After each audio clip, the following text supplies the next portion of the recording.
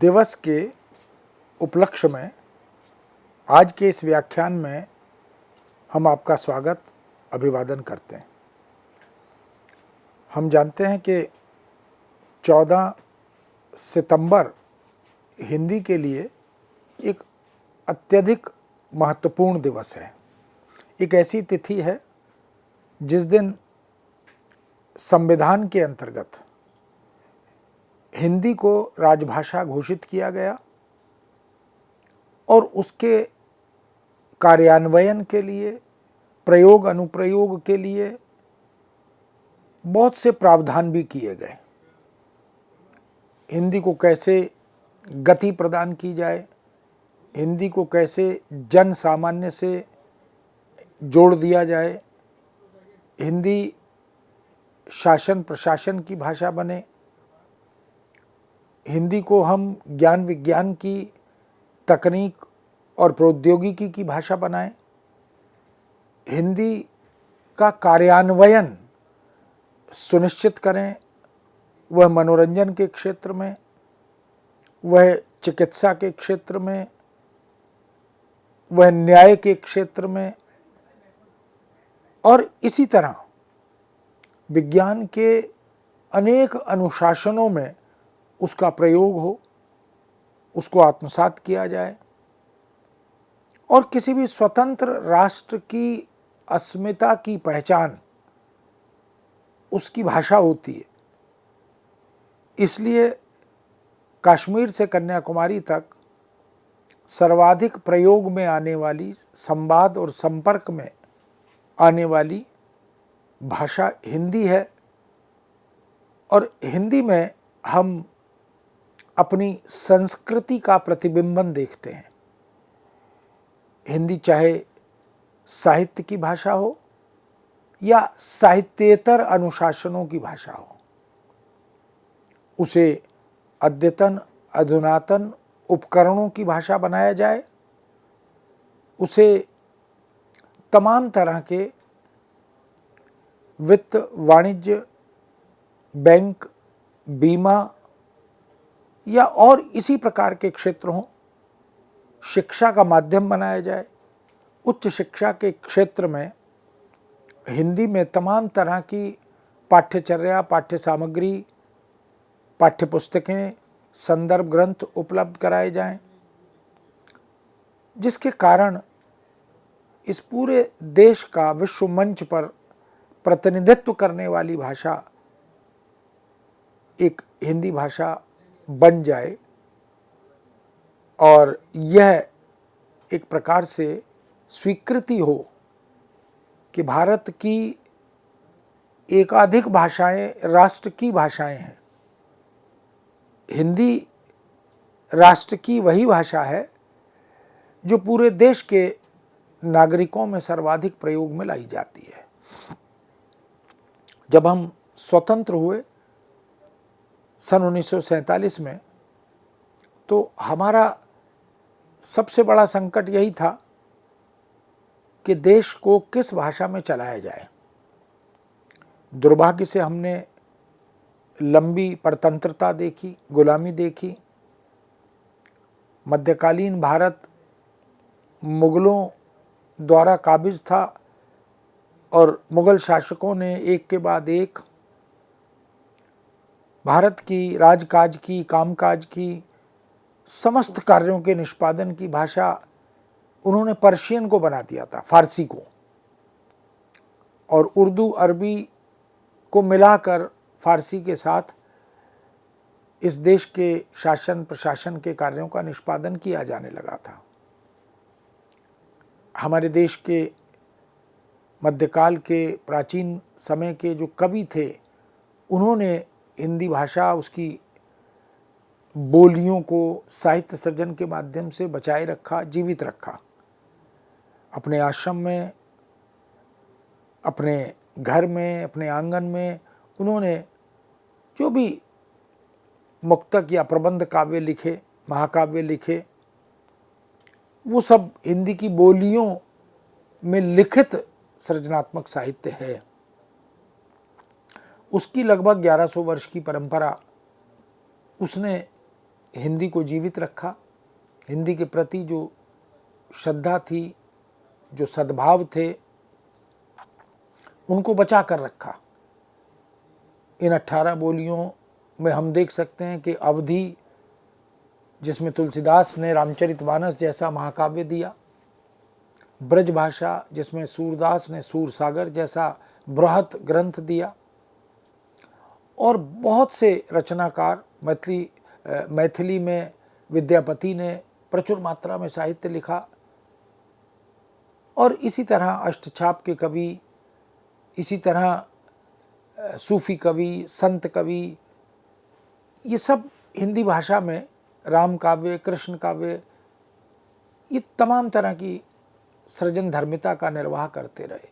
उत्तर मध्यकाल में यानी रीतिकाल में 100 से अधिक, 150 के करीब कवि ऐसे मिले जिन्होंने ब्रज में, अवधी में या मिश्रित भाषा में बहुत सारी कविताएं लिखी, प्रबंधात्मक और मुक्तक। और इसके बाद फिर जब आधुनिक काल में प्रवेश किया तो हमने खड़ी बोली हिंदी में साहित्य सृजन पर बल दिया, उसे ज्ञान विज्ञान की भाषा, तकनीक, उद्योग और प्रौद्योगिकी की भाषा, अनुवाद की भाषा, पत्रकारिता की भाषा बनाने पर बल दिया। धीरे धीरे ये प्रयत्न आगे बढ़ते रहे और आधुनिक काल में भारतेंदु युग, द्विवेदी युग, छायावाद, प्रगतिवाद, प्रयोगवाद, इन सब ने, बड़े बड़े रचनाकारों ने, बड़े बड़े कवियों ने, गद्यकारों ने उस हिंदी के स्वरूप को निखारने में महत्वपूर्ण भूमिका निभाई, जिस हिंदी को आज हम देश की राजभाषा, संघ की राजभाषा यानी राजकाज की भाषा मानते हैं और देखते हैं। तो महत्वपूर्ण बात यह है कि इसी राजभाषा की घोषणा से पहले विमर्श हुआ, चर्चा परिचर्चाएं हुई और अंततः सर्वसम्मति से यह निर्णय लिया गया 14 सितंबर सन 1949 के दिन कि हम संघ की, राजकाज की, कामकाज की भाषा हिंदी को घोषित करें। हिंदी को यह दर्जा प्राप्त हुआ, यह सौभाग्य प्राप्त हुआ कि वो तमाम तरह के अनुप्रयोग की भाषा, यानी केवल साहित्य की भाषा न रहे, अपितु शासन प्रशासन में, कामकाज में, वित्त वाणिज्य में, बैंक बीमा में, विज्ञान में, तकनीक में, प्रौद्योगिकी में, जो जिस तरह के आधुनिक उपकरण आते गए उनसे हिंदी भाषा जुड़ती चली गई। इसलिए मनोरंजन की भाषा बनी, खेलों की भाषा बनी, स्वास्थ्य और चिकित्सा की भाषा बनी, शिक्षा के माध्यमों की भाषा बनी, विधि के क्षेत्र में भाषा बन गई।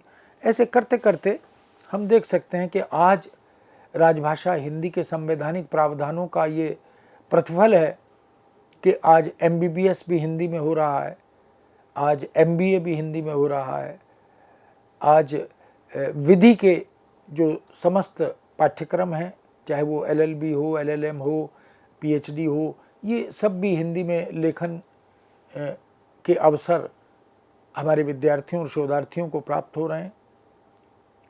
इस तरह से एक लंबी यात्रा 1100-1200 वर्ष की हिंदी की है, किंतु वह हिंदी जिसे हम राजभाषा के रूप में देखना चाहते हैं, देख रहे हैं, समस्त कार्यों के निष्पादन की सशक्त भाषा बनते हुए देखना चाहते हैं, उस भाषा का इतिहास वस्तुतः भले ही 14 सितंबर सन 1949 को हिंदी को राजभाषा घोषित करने पर प्रारंभ हो गया हो, लेकिन विधिवत 1961 में जाकर हिंदी की अवधारणात्मक शब्दावली बनाने का कार्य प्रारंभ हुआ।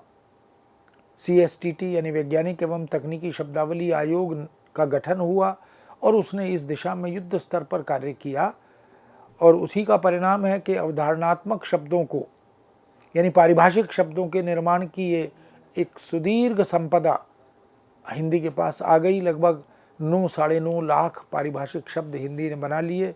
देश विदेश की, विश्व की भाषाओं की, ज्ञान विज्ञान की अवधारणाओं को हिंदी की शब्दावली का निर्माण करके हिंदी सेवियों ने, भाषाविदों ने, विषय विशेषज्ञों ने एक सशक्त आधारशिला आधुनिक भारत की, नए भारत की तैयार की। इसलिए राजभाषा हिंदी के जो संवैधानिक प्रावधान हैं वो वास्तव में बड़े महत्वपूर्ण हैं, क्योंकि संविधान का हम सब सम्मान करते हैं, आदर करते हैं। संविधान हम सब भारतीयों के लिए एक प्रकार के आचरण का मार्गदर्शन करने वाला स्तुत्य और वंद्य ग्रंथ है। उसी में नीति निर्देशक सिद्धांत भी हैं, उसी में सभी नियम, कानून, प्रावधान, व्यवस्थाएं ये सब की गई हैं। उसमें संघ की भाषा हिंदी को जब राजभाषा घोषित किया गया, राजभाषा का अर्थ है राजकाज की भाषा, तो केंद्र सरकार के समस्त कार्यालयों का जब राज्य सरकारों के साथ पत्र व्यवहार होगा, आदान प्रदान होगा, तो उसमें हिंदी अनिवार्यतः एक भाषा होगी, होनी चाहिए। राज्य स्तरों पर वहाँ की राज्य भाषाएं हो सकती हैं, इसके प्रावधान किए गए। महाराष्ट्र में मराठी, गुजरात में गुजराती, तमिलनाडु में तमिल, पंजाब में पंजाबी। लेकिन जब ये राज्य केंद्र के साथ किसी भी प्रकार का लिखित विनिमय करेंगे, आदान प्रदान करेंगे, तो उसमें हिंदी का होना यह अनिवार्य सुनिश्चित किया गया। उसमें अंग्रेज़ी हो सकती है, क्योंकि अंग्रेज़ी को ऑफिशियल लैंग्वेज के रूप में एक तरह से स्वीकृति मिल गई। जब तक हिंदी में आत्मनिर्भर ना हो जाएं, जब तक हिंदी की बृहत शब्दावली ना बन जाए, कोश संपदा तैयार ना हो जाए, तब तक हम अंग्रेज़ी में काम करते रहेंगे। लेकिन अनुवाद के माध्यम से हिंदी में उस अंग्रेज़ी की वस्तु को, विषय को अंतरित करने का कार्य भी करते रहेंगे। तो इस तरह हम देख सकते हैं कि आज़ादी के तत्काल बाद हमारे सामने जो बड़ी समस्या खड़ी हुई कि कोई एक ऐसी, किसी भी स्वतंत्र राष्ट्र की, कोई भी दुनिया के किसी भी राष्ट्र को देख लीजिए, जब वो स्वतंत्र होता है तो उसकी अपनी एक अस्मिता की पहचान उसकी भाषा होती है। इसलिए हमारे सामने ये एक चुनौती आई कि भारतीय भाषा कोई एक ऐसी हो जिसे केंद्र सरकार की राजकाज की भाषा बनाया जा सके। भाषाई स्तर पर हम या तो फारसी में राज करते रहे, यानी हम पर राज किया गया, और या अंग्रेज़ों ने हम पर शासन किया। तो मुग़ल बादशाहत में उर्दू, अरबी, फ़ारसी का प्रयोग हुआ, और अंग्रेज़ों के शासनकाल में अंग्रेज़ी का प्रचुर मात्रा में बाहुल्य के साथ प्रयोग किया गया। परिणामतः बहुभाषा भाषी देश होकर भी हम 15 अगस्त 1947 को आज़ाद हुए, और आज़ादी के बाद हमारी सबसे बड़ी समस्या, चुनौती यही थी कि राजकाज की भाषा, किस भाषा को बनाएं। बहुत सी उपबोलियाँ, बहुत सी बोलियाँ, उपभाषाएं, भाषाएं ये हमारे देश में थीं। जॉर्ज ग्रियर्सन ने तो 1961 में लिंग्विस्टिकल सर्वे किया, भाषाई सर्वेक्षण किया, और उन्होंने कहा दुनिया का सबसे अमीर देश यही भारतवर्ष है, क्योंकि 1618 भाषाएं, उपभाषाएं, बोलियां, उपबोलियां इस देश के पास मौजूद है, और एक भाषा एक संस्कृति को वहन करती है। तो बहुसांस्कृतिक देश है, बहुभाषा भाषी देश है। इसलिए भारतीय भाषाओं का अपना अपना एक सुदीर्घ सशक्त इतिहास रहा है। सभी भारतीय भाषाओं में साहित्य सृजन प्रचुर मात्रा में हुआ है और अभी भी हो रहा है।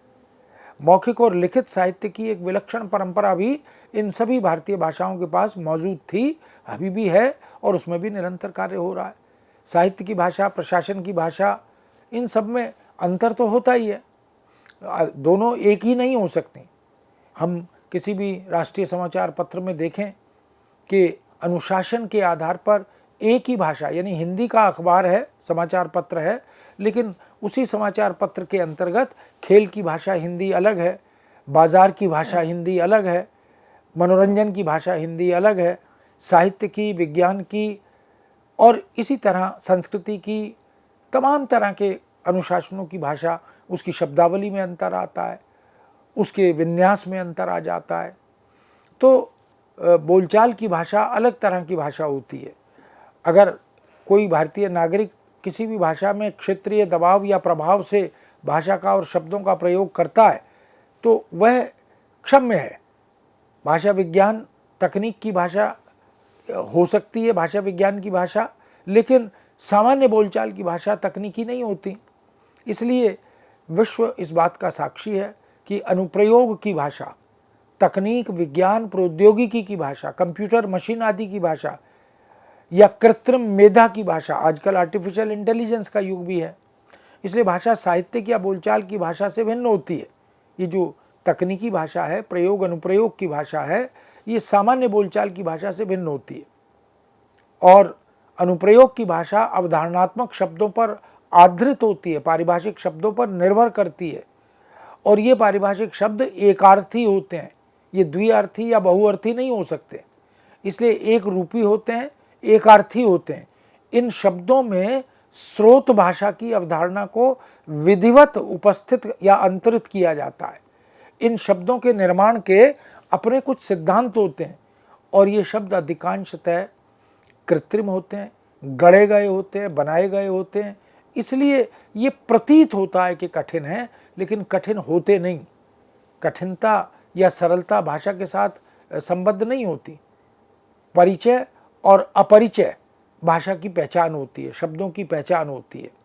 इसलिए यह जो भ्रम हिंदी के विषय में प्रचारित किया गया, फैलाया गया कि हिंदी के पारिभाषिक शब्द कठिन हैं, अवधारणात्मक शब्द बोधगम्य नहीं है, ये वास्तव में एक भ्रामक धारणा है जो सुनियोजित ढंग से प्रचारित की गई। सत्य यह है कि भाषा सरल और कठिन नहीं होती, परिचित और अपरिचित होती है। जो हमें आता है, जिससे हम हमारा परिचय है, जो हमारे प्रयोग में सतत है, नियमित रूप से है, वो सरल प्रतीत होता है, और जो हमारे प्रयोग में नहीं आता वो कठिन प्रतीत होता है।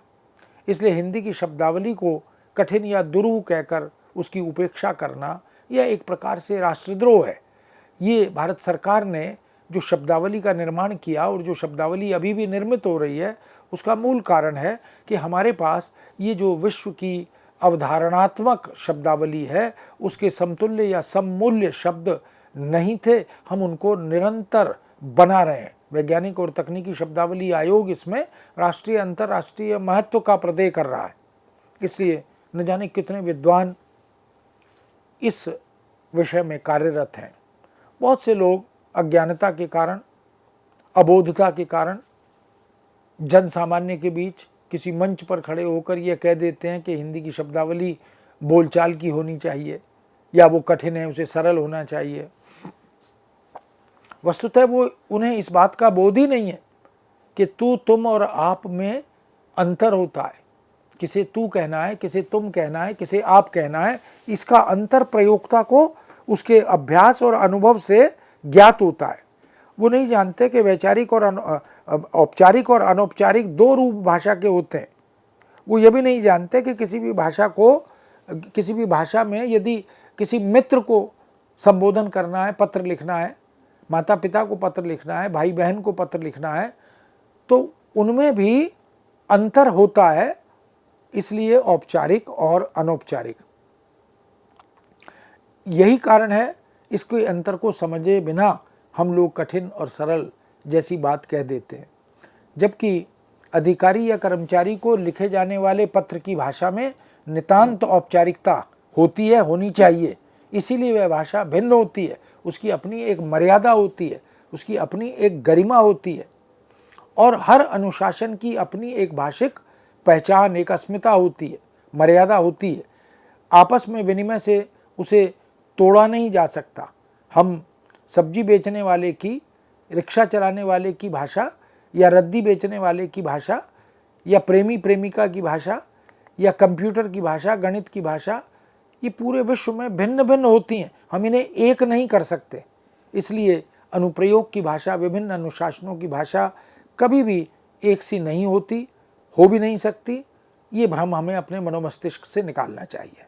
राजभाषा हिंदी के प्रावधान जब किए गए तो इन सब बातों को ध्यान में रखकर हमने सुनिश्चित किया। यही संकट भारतीय स्वतंत्रता के समय हमारे सामने आया था कि साहित्य या कविता की भाषा में क्या देश के शासन प्रशासन का कार्य किया जा सकता है? नहीं किया जा सकता। इसीलिए उस समय हिंदी की अनिवार्यता को नहीं किया गया, क्योंकि यह बहुभाषा भाषी देश है। हम हर भारतीय भाषा का आदर करते हैं। इन प्रश्नों के बार बार मनोमस्तिष्क में आने के बाद भी इनका उत्तर यही है कि हिंदी की 8वीं अनुसूची में, संविधान की 8वीं अनुसूची में शामिल 22 भाषाएं वो भारत की भाषाएं हैं, वो भारत की राष्ट्र की भाषाएं हैं। इसलिए राष्ट्रीय विकास को प्राथमिकता दी और उस समय हमने हिंदी को अनिवार्य या आरोपित नहीं किया और यह उचित भी था। यही कारण है कि 1947 से 1948 तक हम केंद्र सरकार की राजभाषा तय नहीं कर सके।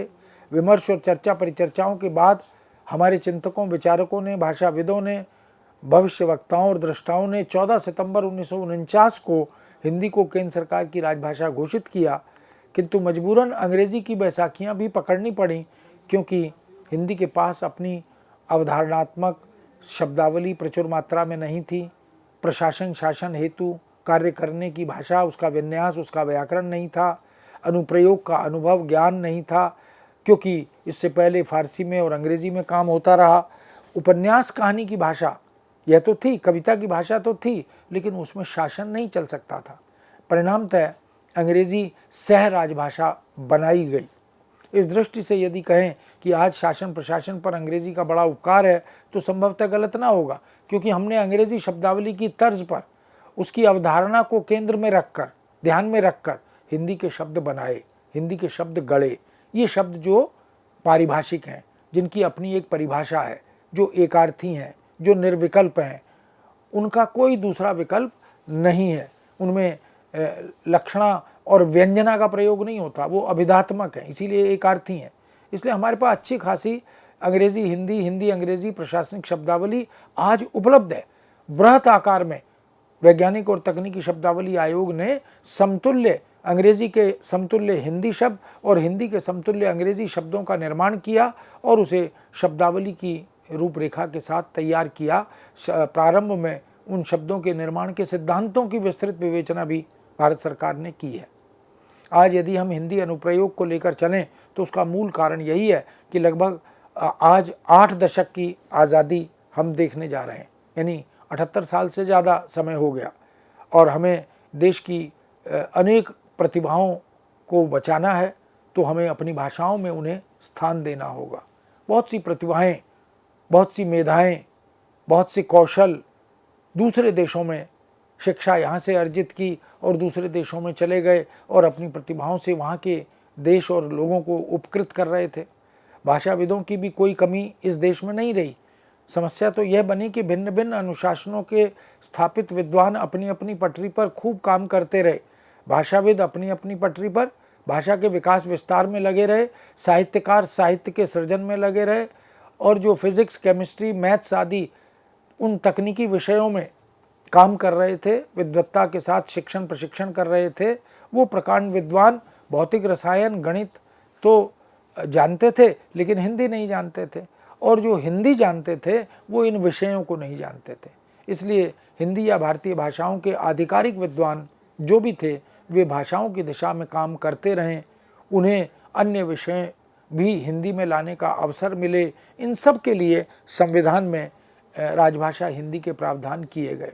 इसलिए रेल की समानांतर पटरियों की तरह समान दूरी पर विषयविद और भाषाविद चलते रहें। अब इस क्रम को तोड़ना होगा। यही सोचकर आज हम प्रयोजनमूलक हिंदी की बात कर रहे हैं, हिंदी प्रयोग अनुप्रयोग की बात कर रहे हैं, अनुप्रयुक्त भाषा विज्ञान की बात कर रहे हैं। आज हम मशीन और अद्यतन अधुनातन उपकरणों से जोड़ने की बात भाषा को कर रहे हैं। वस्तुतः ये जो दूरी है इसको दूर करके, यानी विषय और भाषा के बीच का जो अंतराल है, जो गैप है, उसे दूर करके हम एक सेतु का निर्माण, एक पुल का निर्माण करना चाहते हैं। ये अनुशासन हिंदी में या भारतीय भाषाओं में नहीं आ सके थे, इसलिए हम हिंदी और भारतीय भाषाओं के विद्वानों की सहायता लेकर, मदद लेकर इन विषयों में प्रवेश करवाना चाहते हैं। यानी जो दक्षिण भारत की 4 भाषाएं हैं वो हिंदी की ज्ञान संपदा से परिचित हों, और जो हिंदी के क्षेत्रों में रहने वाले भारतीय नागरिक हैं वो दक्षिण भारत की 4 भाषाओं में जो ज्ञान संपदा है, जो विचार संपदा है, जो साहित्य संपदा है, उससे अवगत हों, उसे जान सकें। इसलिए हमने अंग्रेज़ी की बैसाखियाँ पकड़ी थी कि अंग्रेज़ी से हिंदी में अनुवाद हो, हिंदी से अंग्रेज़ी में अनुवाद हो, और यह जो भाषाई विनिमय है, यह जो वैचारिक विनिमय है, ये ज्ञान परंपरा का जो विनिमय है, इससे हमारे भावी भविष्य का मार्ग प्रशस्त हो। पारिभाषिक शब्दावली अब हम धीरे धीरे बना रहे हैं और एक बड़ी मात्रा में CSTT ने, वैज्ञानिक और तकनीकी शब्दावली आयोग ने इसमें काम किया। मौलिक लेखन इस दिशा में अपेक्षित था किंतु हो नहीं पाया। परिणाम हमारे सामने है, इसलिए हम अनुवाद पर या अंग्रेजी की बैसाखियों पर निर्भर करने लगे। हिंदी समाज की लंबी उदासीनता, अकर्मण्यता का यही दुर्भाग्य था और दुष्परिणाम था कि हिंदी के प्रति जो रुचि और रुझान था वो उसे हम बचा नहीं पाए, वो बन नहीं पाया। और हिंदी सेवा और सृजन में जो लोग जुटे थे उनके भीतर एक हीनता का भाव आ गया। इस तरह की भावनाएं आती चली गईं अंग्रेजी के प्रयोग बाहुल्य के कारण। लेकिन संविधान में किए गए प्रावधानों को व्यावहारिक रूप से प्रयोग में लाने का प्रतिफल यह हुआ, धीरे धीरे आज 8वें दशक में हम इस बात का अनुमान लगा रहे हैं कि शिक्षा दीक्षा में, पुस्तकों के लेखन में, पाठ्य पुस्तकों में, संदर्भ ग्रंथों में और तमाम तरह के तकनीकी विषयों के शिक्षण प्रशिक्षण का माध्यम बनाने में हिंदी अब सक्षम हो गई है, समर्थ हो गई है। और यही राजभाषा हिंदी का मूल उद्देश्य भी था। उस राजभाषा के रूप में हिंदी की प्रतिष्ठा, हिंदी का प्रयोग अनुप्रयोग, हिंदी की लोक स्वीकृति, यह जो स्वप्न था यह धीरे धीरे अब 8वें दशक तक आते आते साकार होता हुआ दिखाई दे रहा है। मित्रों, इस विषय को यहाँ विराम देते हैं, पुनः आपके समक्ष उपस्थित होंगे। आज्ञा दीजिए। नमस्कार।